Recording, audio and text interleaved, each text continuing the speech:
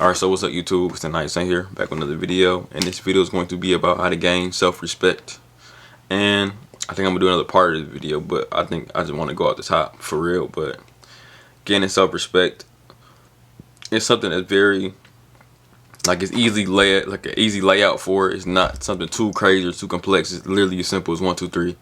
And all it takes is courage and bravery with facing yourself, because realistically that's really all it takes, is being able to face yourself but also stick up for yourself. That's really where it comes in, that is through healing. Like I said, I don't think you can gain self-respect without learning about yourself, knowing what they were saying, know thyself, know yourself to the best of your ability, but also stick up for yourself. Be your own hero. Be there for yourself when nobody is. And you have to be honest with yourself. You cannot half-ass it or play yourself or just try to be fake. That's usually the self-respect come in when you can stick up for yourself, and you can be your real, true, authentic self unapologetically. Like, for example, when you're healing, you're going through a time of like deep introspection, and you're dealing with it through the spiritual avenue, the physical avenue, the mental, emotional, even the financial avenue. But think about that even throughout the years of like your life. Like, I'm speaking to myself as a 20-year-old, let's say, that was bothered about something, traumatized about something. 10-year-old that was bothered about something. Whatever age you are, whatever you were bothered by, that's by you having the courage to really talk to yourself. In that age, you are, in a sense, clearing your own karma. Your own karma in the sense of what you've been given. You learning to forgive yourself. You learning how to, lift that burden of, that dark cloud from around you that I think everybody has. And through doing that, you gain a deeper level of love for yourself, a deeper level of appreciation and understanding and compassion with yourself. And just doing that whole process, you will forgive a lot of people. Like me, I'm having somewhat like a hard time even doing that. Just because, sometimes that trauma, you don't want to get rid of it. I'm just going to be honest. You just don't want to get rid of it because as an individual, you identify so much with what tears you down or what has always limited you. If those things is gone, you would think you have nothing else to live for. You wouldn't think you have anything to really fight for. And so that's been like part of my problem and why I've been very reluctant to even try to heal like a lot of my trauma. But most of it I do heal, and I do take the active steps to really heal it. I think it's like really like a handful of things that like I'm still working on and trying to heal, and have enough courage to face it. But I have done some things, but when you come into contact with that stuff and you heal and you make the decision that you want to move forward with your life and not move backwards, you start to hold yourself to a higher standard. You start to become more protective of your energies in the way that you express yourself and give your energy to people that's outside of you. Like, you will defend yourself. You're there for yourself. You won't allow anybody to disrespect you. You won't allow anybody to play with you. You won't allow anybody to play with your worth, your sense of worth, your sense of being lovable, your sense of importance. Like, it's like the ultimate. When you gain self-respect, it's almost like, in a sense, you raising your self-esteem. I think we live in a society where it seems like, for the most part, everybody's self-esteem is so low. It's so naturally low. And it is like we in a whole bunch of relationships with people. It doesn't have to be romantic, but we just in a relationship with people, feeding their negative self-esteem. And that's a cycle in my mind. I just don't like to even... I'm getting better, but I don't want to perpetuate it. I don't want to keep this cycle going. All this is a cycle of pain and suffering, and in my own mind, I wouldn't want to keep prolonging and moving suffering through people to people. So, but through the process of you healing, you gain a deeper level of like unconditional love for yourself. You create compassion for yourself. You create these type of positive emotions, and these positive emotions really reverberate outside to your outside reality when people see you. Like, because even me, like, when they say like To be treated like a king, you must act like a king. When you gain more self-respect for yourself, when you can be honest and be yourself, and have standards and ideals that you won't break for anybody, it's like people, they value you more. You're just not a throwaway individual. People will not play with your time. They will not play with you. You will be taken more seriously as an individual when you have clear standards about yourself. And these standards, all these words that I'm using, is always coming back to the word respect. And when you have like an appreciation for yourself, it's like you won't go back. You won't want to go back. You may feel the urge just because of just suffering and how comforting and warm suffering is, but you would never want to go back really to how you used to be.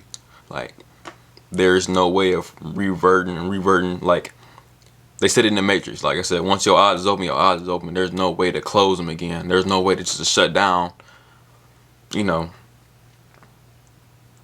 shut down the truth that you now see. The new truth of your reality. Like, that's impossible. I'm about to say, if you do it, like and even me, like at times whenever I got too deep into the spiritual shit, I'm like, dog, I don't want to do this. Like, it's just lame. I was thinking it was lame, let me say that. And I'm like, dog, it's just, like, I don't want to know all this. But, obviously the universe chose me to wear the glasses, so I'm like, okay, well, I got to do this to the best of my ability. We all got roles to play, so I got to play mine. And that's why they also say why ignorance is bliss, right? Because the people that don't care, have zero awareness, and really don't want the awareness, don't want to know about the shit, they okay with their ignorance. They are, of course, they suffering, but they can deal with that suffering more easily than, let's say, if they had this awareness of something, let's say of a universal truth, their mind wouldn't be able to handle it. And I think that's part of the reason why religion is so great. Like, even though I'm not a religious person, I can see the importance it is for the average person. The average person that may needs that outside entity to really believe in. And like I said, I can appreciate that, and I can see where it's needed. Like, take when I was becoming more spiritual, I was always like, you in this stage where you're trying to wake people up. You don't need to be waking nobody up, especially not talking to them. If you're going to wake anybody up, you're supposed to be the example. Live a righteous life, do what you need to do, live by principle and things like that. And I was just trying to tell people about it. And it's like, when you try to tell people, it's not really, it's like, and essentially that's where I was messing up too. And how people were trying to tell me about spirituality before I was. It was like, they was making it like it was a religion. I'm like, why am I going to a spirituality when it's just y'all making it sound like a religion and not allowing an individual to have a spiritual experience and just have it. They want to make you seem like it's the right way and it's the wrong way, when there's really no right or wrong ways to do anything. But not to get too crazy and away from the main point, was my mother. I love my mother, and maybe she believes, and I can honestly say that she believes in God a lot, and and believing in God brings her hope. And when I was younger, I was trying to change her mind and stuff, but I'm like, and after I got a little older and my awareness grew, I'm like, she needs this. Let me stop trying to be ignorant. Let me stop trying to wake somebody up that don't need to be woken up. They are in the state where they need to be.